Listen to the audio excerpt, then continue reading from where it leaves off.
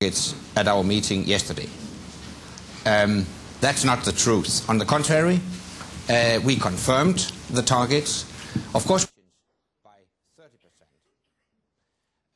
30%. I've been informed that the media today, or at least some of them, report that we have stepped back from these targets at our meeting yesterday. That's not the truth. On the contrary, we confirmed the targets. Of course, we have discussed instruments, ways and means to achieve the targets, but I would like to stress we stick to the targets. And that's our approach, binding targets for reductions in emissions. On the American side, we need a strong in a global agreement. And to be more specific, I do hope that the major economies could agree on a long-term target for reduction of greenhouse gas emissions. For instance, a 50% reduction in greenhouse gas emissions by 2050. If the major economies could agree on that, it would be a valuable input to a global agreement in Copenhagen. But we need American leadership in that respect. So both the American side and the European side have responsibilities to ensure a global agreement in Copenhagen in 2009. Jim Steinberg, what do you think? Is it possible to get it enacted by the Senate to get past the 60%?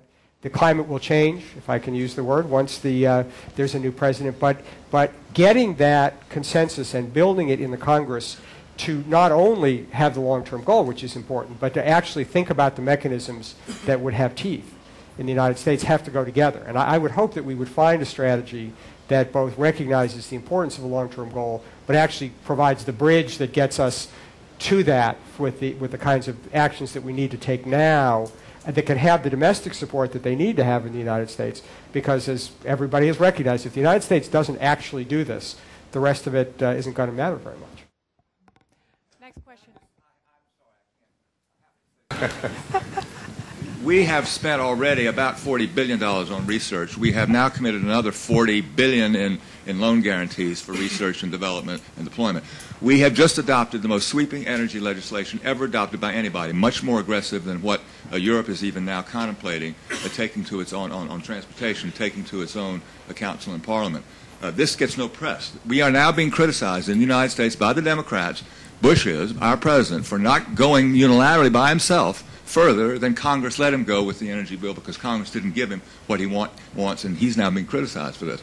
We have done a great deal. The stereotype is very, very hard to correct, but I do think we are on a track. We have mandatory limits in 8 sectors, including transportation, which are going to be very hard for us to meet, and they are certainly, I think, the equivalent of anything Europe can do over the course of the next 2 years. And I'm sorry to be a little impassioned about this, but we have sung for our supper. Okay, thank you very much. You wanted to say, to ask something. Is somebody here? Yeah. To talk to the American people about this issue, because I think there is broad support for it. I think that the next president needs a mandate to take significant action. And if they don't talk about it in the campaign, even though they may have the best of intentions, I think it'll be much harder to get the American people and the Congress together to take the kind of difficult decisions that are necessary. But I think if we do have that dialogue, and I think we have a good chance to because of the positions of the candidates, that we'll be ready come January of 2009 for a new president to identify that as a top priority for his or her administration, to convene the leadership of Congress, to move this forward, to work with enlightened leaders like Jim Rogers. Electricity, and I think another important figure is 70% of Duke's power is generated in coal power plants. Your company is one of the biggest CO2 emitters within the United States. But on the other hand, at the same time, you are a leading member of the U.S. Climate Action Partnership. Of all the companies in the world, we're the 12th largest emitter of CO2. And if we were a country of the 192 in the United Nations, we would rank 41st. I share that with you not to brag. I share that with you to let you know how daunting the assignment is for us to address this issue. and at the same time provide affordable, reliable electricity to our customers as their demand grows in the future. But recognizing that as a problem, I have come to, and going forward, and that's another conversation. But I believe that we need to act now because it took us 100 years to get here. It's going to take us many decades to move forward, and that we need to take action now. And one of the reasons that we were a founding member in USCAP, and USCAP... Next question, please. My name is Arvid Torvik. I represent Statoil Hydro, a fairly major oil and gas company, so I have to join the polluters. I don't have the exact figures for our company, Jim, but I'm sure we're right up there with you. If we had this discussion a couple of years ago, we would still be discussing, is it an issue, and have we caused it, and so on. And I think it's heartening to hear that we're now actually starting to talk about solutions, even though there's a little bit of blame throwing back and forth across the Atlantic. But I would like to touch on two questions. Together to make this a reality. My hope is that from a private company's perspective, that we go to work while the world leaders are debating how best to do this, that we go to work and invest in energy efficiency. We encourage our governments to invest in research and development, recognizing that those are two things that we can do today to reduce our carbon footprint and be able to cross this bridge to a low-carbon world.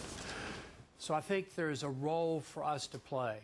Also, and important, and even in the United States, while we don't have the great record of Denmark, if you look back over the bridge to a low-carbon world, if we could find a way on carbon capture and sequestration. In the U.S., 50% of our electricity comes from coal. That would make a huge difference, and particularly in the context of the Chinese. Involved in the Kyoto negotiations, that the fact that, at least in its initial terms, Kyoto excluded the developing countries was going to be... It's also a very important part of our endeavors. So I don't think we disagree at the end of the day. And back here for Sovereign Wealth at 11:30. We got a great lineup. Thank you so much. Thank you. Basis of those principles of free trade, flexible exchange rates, free flow of capital across, shift their assets around quickly in times of stress.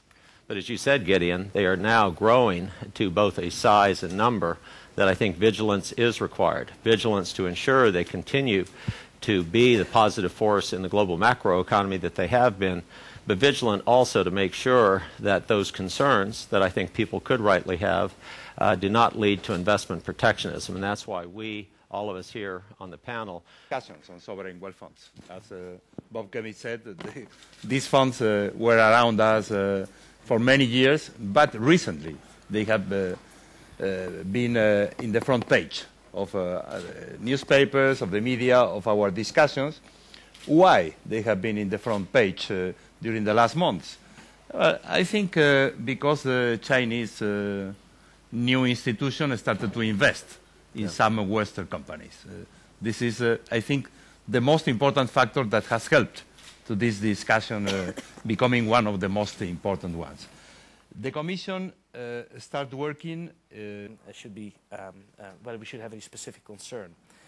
And what we felt happening in discussions with our Parliament was that there was a lot of emotion in this discussion. There was a lot of not so rational fear and concern that had to, that in a way is all you can bring it all back in a way to the fact that in a world full of uncertainty and quickly changing economic circumstances, people want something to hold on to. They want something to be sure of. And here, a lot of things that they thought they were sure of were changing. Things that they thought they were national suddenly were no longer.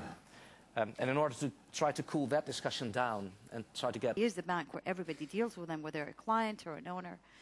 So the interdependence in the market means when there's a fund out there helping or bailing out or investing as an opportunity, it is not just about an opportunity. We are all actually are impacted by global markets today. So we can't afford to have a fallout somewhere. Mr. Ammonier. Just two brief comments. First of all, about reciprocity. Market, when other pools of capital were...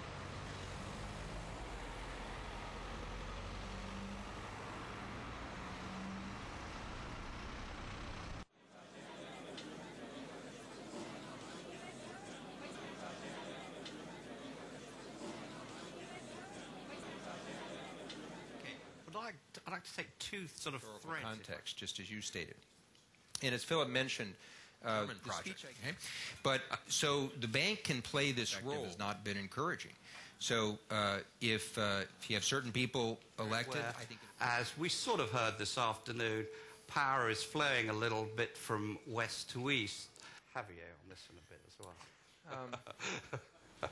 My major concern is that the tenor of the debate in Europe is raising expectations, regardless of who the next president is, that overlooks a range of interests that I think both parties in the United States would pursue, and also some ideologies, if you would, they will pursue, and that those heightened expectations will inevitably have to be adjusted.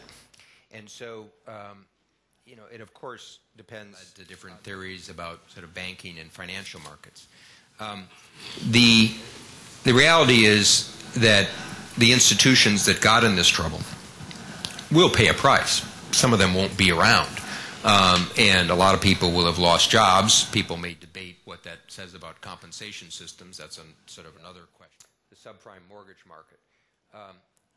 It would certainly appear to me that financial regulators and supervisors should have been more active in trying to limit some of these products.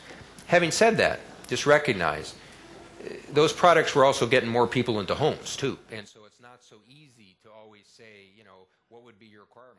And this can be a tremendous benefit. So I guess I wouldn't, at the same time that I personally think that financial markets are going to go through a difficult period, and some additional lessons and supervision will be appropriate, I wouldn't go so far as to try to stop or slow down the world of innovation in financial markets. I don't think you'll be successful, and I don't think it would be good for people. There's tremendous amount, you know, if you think about the advantages that people have now in terms of access to finance and credit, whether it be microcredit or domestic currency bond markets, we need to bring this to the developing world, not try to stymie it.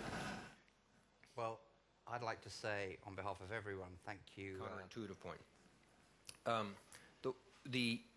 It may very well be the case that it should move beyond Americans and Europeans.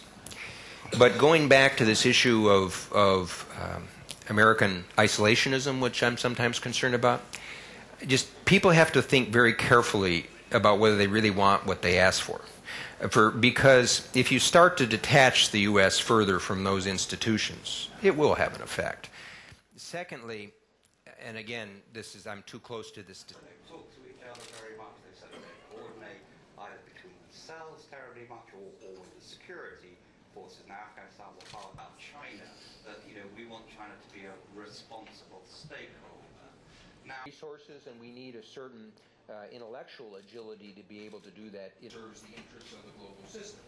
And, you know, I've been, it's sort of in a sense, a cottage industry of mine doing this, whether it be Sudan or